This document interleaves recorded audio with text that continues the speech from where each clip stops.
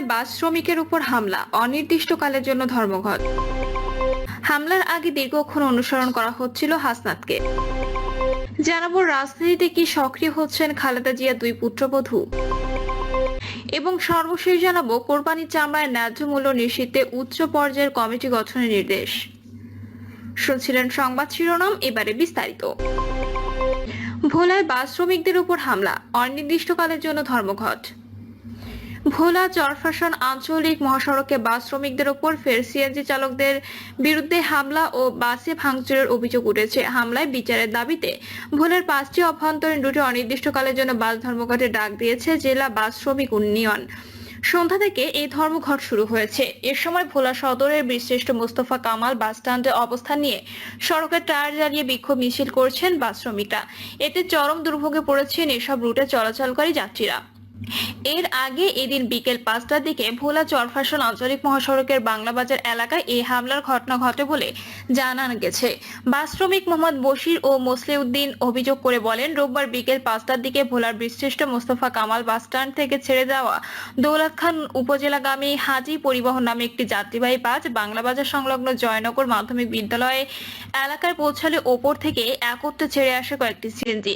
এই সময় বাস সিএনজিকে সাইড দিতে দেরি হওয়ার 7 থেকে 8টি সিএনজি চালক একত্রে জড়ো হয়ে বাসের গতিরোধ করে চালক হেলপারের উপর অতর্কিত হামলা চালায়।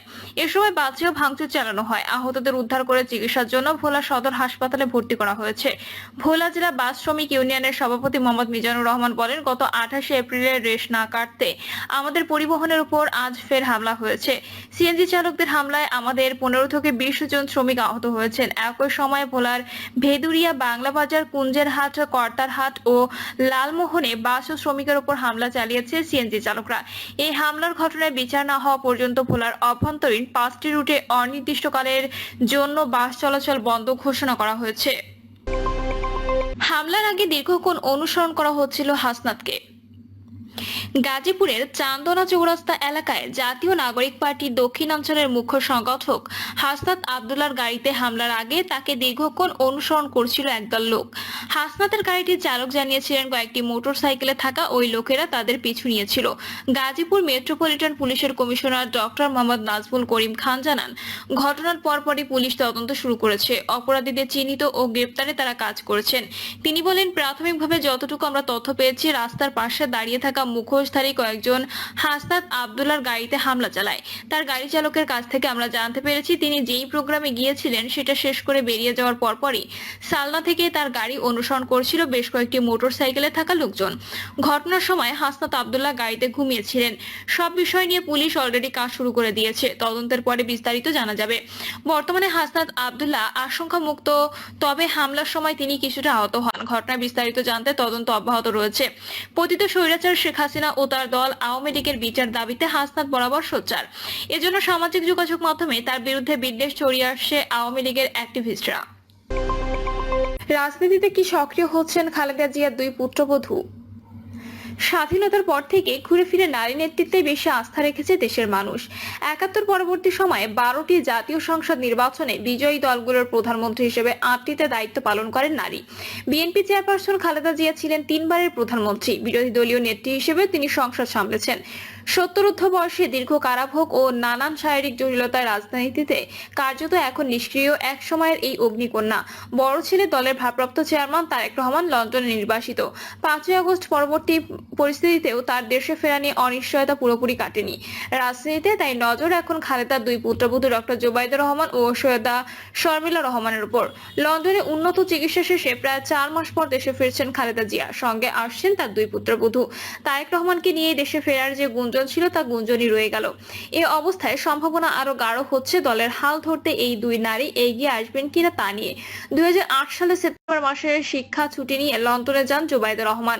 দ্বিতীয় দফা সময় বাড়িয়েও পেশায় চিকিৎসক জুবাইদা দেশে ফিরে কাজে যোগ না দেওয়ায় বরখাস্ত করে স্বাস্থ্য অধিদপ্তর। যদিও বিএনপি বিষয়টি নিয়ে অভিযোগ আছে। দীর্ঘ 17 বছর পর তিনি দেশে ফিরছেন।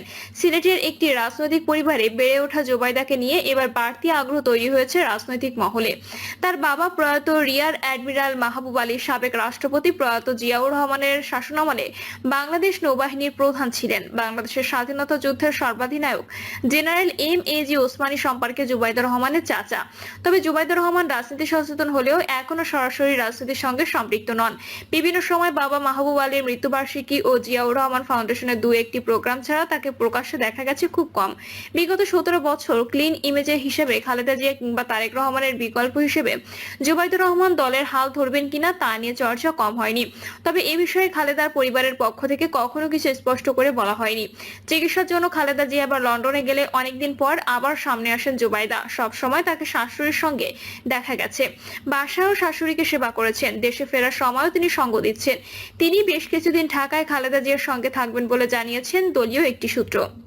খালেদা জিয়ার শারীরিক অবস্থা রাজনীতিতে সক্রিয় হওয়ার পেছনে প্রধান অন্তরায়। সেক্ষেত্রে জিয়া পরিবার থেকে তারেক রহমানের পাশাপাশি জুবাইদুর রহমানও সামনে আসবেন কিনা সেটা নিয়ে রাজনৈতিক মহলে আছে নানাবিধ আলোচনা।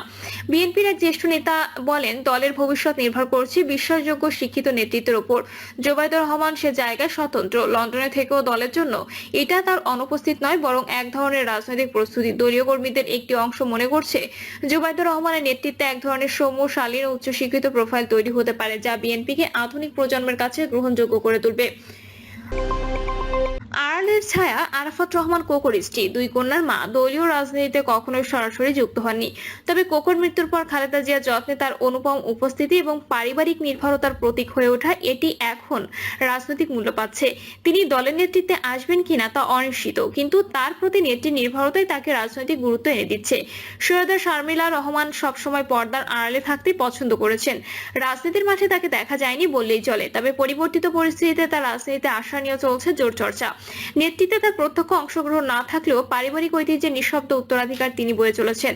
বিএনপির অভ্যন্তরে একটি অংশ মনে করে সৈয়দা শারমিলা রহমানের এই ত্যাগ ও বিশ্বাসযোগ্যতা তাকে ভবিষ্যতে রাজনীতিতে গুরুত্বপূর্ণ অবস্থানে নিয়ে যেতে পারে। বিএনপি ও নারী নেতৃত্ব। বিএনপি এখন এমন এক সন্ধিক্ষণে দাঁড়িয়ে যেখানে পুরনো ধারা ভেঙে নতুন পথ খোঁজার চাপ ক্রমাগত বাড়ছে। তারেক রহমান দীর্ঘদিন দূর প্রবাসে, খালেদা জিয়া কার্যত অক্ষম, মির্জা ফখরুল বা প্রবীণ নেতারা বারবার ব্যর্থ। এই প্রেক্ষাপটে পরিবার ভিত্তিক নতুন নেতৃত্বের ভাবনা অপ্রত্যাশিত নয়। মূলত 90 দশক থেকে বিএনপি নারী নেতৃত্বে নির্ভরশীল। খালেদা জিয়া দুইবারের প্রধানমন্ত্রী, এখনো দলের চেয়ারপারসন। তারেক রহমান এখনো ভারপ্রাপ্ত চেয়ারম্যান। তার দেশে ফেরার বিষয়ে আলোচনা চললেও স্পষ্ট কিছু জানা যায়নি। অনিশ্চয়তা এখনো কাটেনি বলে মনে করছেন অনেকে। কেউ কেউ মনে করেন পরিচ্ছন্ন ইমেজের এই দুজন নারী যদি এগিয়ে আসেন তবে সেটি হবে রাজনৈতিক সংস্কৃতির এক উল্লেখযোগ্য পরিবর্তন। অদূর ভবিষ্যতে যদি বিএনপি নেতৃত্বে জুবাইদুর রহমান ও সৈয়দা শারমিলা রহমান এই দুই নারীকে দেখা যায় তবে সেটি হবে কেবল এক পরিবারের জয় নয়, বাংলাদেশের রাজনীতিতে নারী নেতৃত্বের এক নতুন অধ্যায়। রাজনীতির ইতিহাসে আমরা বহুবার দেখেছি পরিবারের দায়িত্বশীল নারীরাই সংকটকালে নেতৃত্ব দিয়েছেন, বিশেষ করে দক্ষিণ এশিয়ার।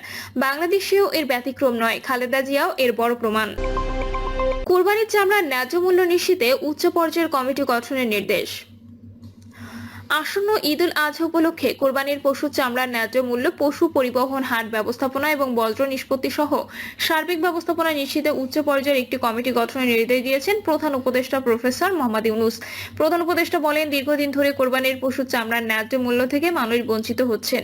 এতে সবচেয়ে ক্ষতিগ্রস্ত হচ্ছেন হতদরিদ্ররা, যারা এই অর্থের উপর অনেকাংশে নির্ভরশীল। এই অব্যবস্থাপনার অবসান হওয়া প্রয়োজন। আমরা সর্বোচ্চ চেষ্টা করব যাতে কোনো সিন্ডিকেটের বা অব্যবস্থাপনার কারণে মানুষ কোরবানির পশুর চামড়ার ন্যায্য মূল্য থেকে বঞ্চিত না হন। তিনি বলেন, চামড়া বাণিজ্যে একটি সিন্ডিকেট সক্রিয় রয়েছে এবং সরকার নিশ্চিত করতে চায় যেন কেউ এর দ্বারা ক্ষতিগ্রস্ত না হয়।